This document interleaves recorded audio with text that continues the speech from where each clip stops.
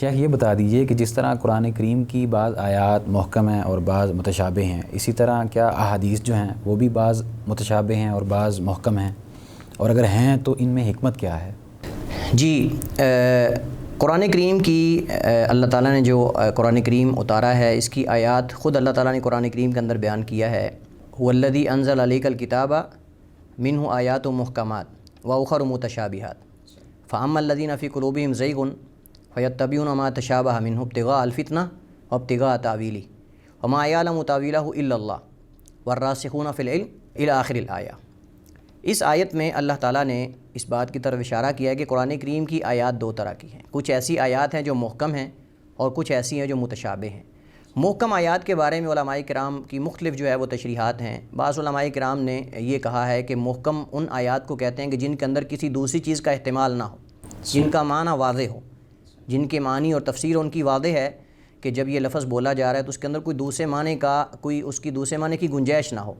اور متشابہ سے مراد یہ ہے کہ ان کو دیگر آیات سے ملائے بغیر آپ معنی سمجھ نہیں سکتے۔ صحیح۔ اور یہ در حقیقت اللہ تعالیٰ نے ابتلاء اور امتحان کے لیے یہ آیات اتاری ہیں۔ اہل ایمان اور جو اہل نفاق ہیں، جن کے دل کے اندر کجروی اور ٹیڑھا پن ہے، ان کے اور اہل ایمان کے امتحان کے لیے کہ بھلا ان میں سے کون ایسا ہے کہ جو اللہ تعالیٰ کی جو محکم آیات ہیں ان کو مانتا ہے، اور کون ہے جو متشابہ کی پیروی کرتا ہے۔ صحیح۔ تو اللہ تعالیٰ نے خود بیان فرمایا قرآن کریم کے اندر کہ جن لوگوں کے دل کے اندر کجروی اور ٹیڑھا پن ہوتا ہے وہ ہمیشہ متشابہ کی پیروی کرتے ہیں، چونکہ متشابہ آیات ایسی ہیں جن کے اندر وہ اپنے من کی تفسیر کر سکتے ہیں، جو چاہیں اس کی تعویل کریں وہ، اور اس کی تعویل اور تفسیر کی تلاش میں لگے رہتے ہیں، جو اپنے باطل نظریات کو ثابت کرنے کے لیے ہمیشہ، چونکہ جو محکم ہیں جن کا معنی واضح ان کے اندر تو وہ دوسری تفسیر کر نہیں سکتے،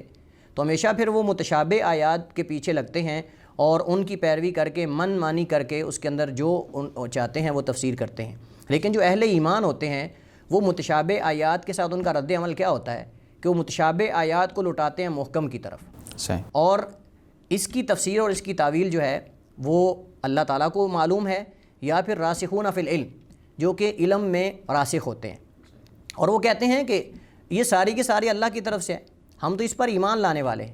یہ سب اللہ کی طرف سے، محکم بھی ہے، متشابہ بھی ہے، اور اللہ کی طرف سے ہے۔ اور جو اہل ایمان ہیں، جو صحیح العقیدہ ہیں، وہ ان متشابہ آیات کو محکم کی طرف لٹاتے ہیں۔ مثال کے طور پر میں آپ کو مثال دیتا ہوں، قرآن کریم کے اندر مثلا اللہ تعالیٰ نے فرمایا لا تدرک الابصار وهو یدرک الابصار، کہ اس اللہ کی ذات کو آنکھیں نہیں پا سکتی جبکہ وہ آنکھوں کو مطلب کہ ان کا ادراک کرنے والا ہے۔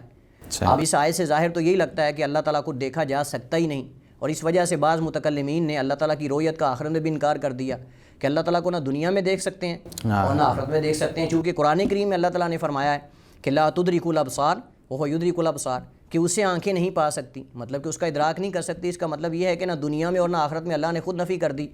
اب جو اہل زیغ ہیں، جن کے دل کے اندر کجروی ٹیڑھا پن ہے اور جن کے اندر یہ بیماری ہے متشابہ کی پیروی کرنے کی، وہی اس کو لیں گے،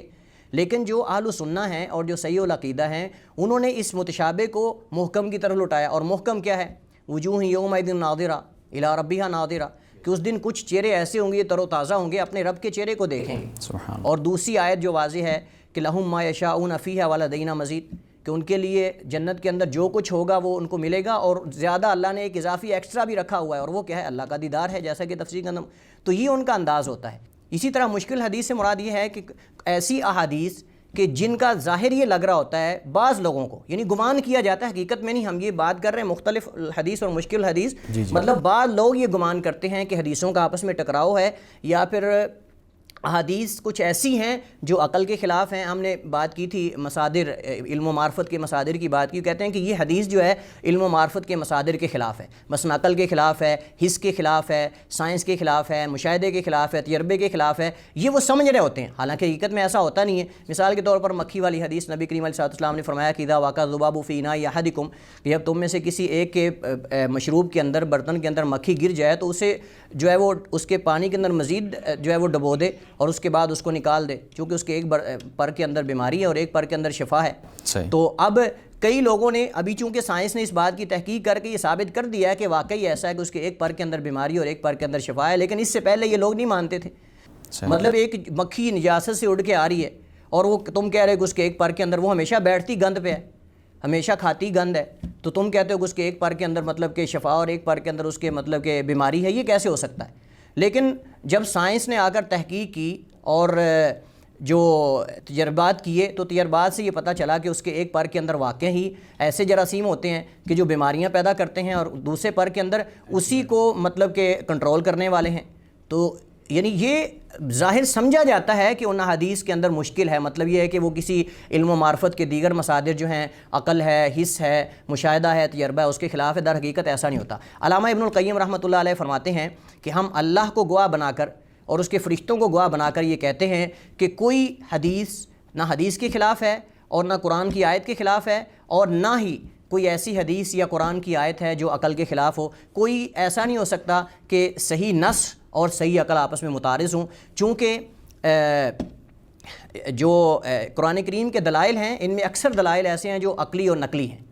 عقلی بھی ہیں نقلی بھی ہیں، مطلب کہ عقل بھی ان کی تائید کرتی ہے اور شریعت بھی ان کی تائید کرتی ہے، تو پھر وہ متعارض کیسے ہو سکتے ہیں؟ عقل کو سمجھ آنے والے کیوں نہیں ہو سکتے؟ کیونکہ اللہ تعالیٰ نے دیکھیں آپ احکامات کے اندر اللہ تعالیٰ نے جو مینٹل ہے، جو پاگل ہے، اس کو مکلف ہی نہیں بنایا۔ تو اگر شریعت کے اندر ایسے احکامات ہیں جو عقل کو سمجھ آنے والے نہیں، تو پھر وہاں مستثنیٰ کیوں کیا جا رہا ہے بھائی پاگل کو؟ تو لہٰذا یہ نہیں ہو سکتا کہ احادیث کا آپس میں ٹکراؤ ہو، چونکہ یہ وحی ہے، یہ وحی ہے۔ لیکن یہاں ایک بات اہم ہے جو میں ایڈ کرنا چاہوں گا، وہ یہ ہے کہ چونکہ وحی ہے اور وحی صاحب وحی زیادہ بہتر جانتا ہے، بے شک وحی کو صاحب وحی زیادہ بہتر جانتا ہے۔ ہم یہ کہیں کہ ہم وحی کو عقل سے سمجھیں گے، ہم وحی کو مشاہدے سے سمجھیں گے، ہم وحی کو جو ہے وہ حس سے سمجھیں گے، یہ نہیں، وحی صاحب کلام اپنی کلام کو زیادہ بہتر جانتا ہے۔ تو صاحب کلام اللہ تعالیٰ کی ذات ہے، اور اس نے نبی کریم علیہ السلام کو سکھایا ہے کہ قرآن کریم کی اس آیت کی تفسیر یہ ہے، اس کی وضاحت یہ ہے، اس کی تفسیر یہ ہے۔ لہٰذا نبی کریم علیہ السلام کی احادیث و سنت کی روشنی میں ہم قرآن کریم کی تفسیر کریں گے۔ اگر ہم حدیث کو الگ کر دیں گے تو قرآن کریم جو ہے وہ اس کی تفسیر ہم اس پہ عمل ہی نہیں کر سکتے۔ قرآن کریم کے آدھے سے زائد حصہ اس پہ عمل ہی نہیں ہو سکتا۔ تو یہ لازم و ملزوم ہے آپس میں۔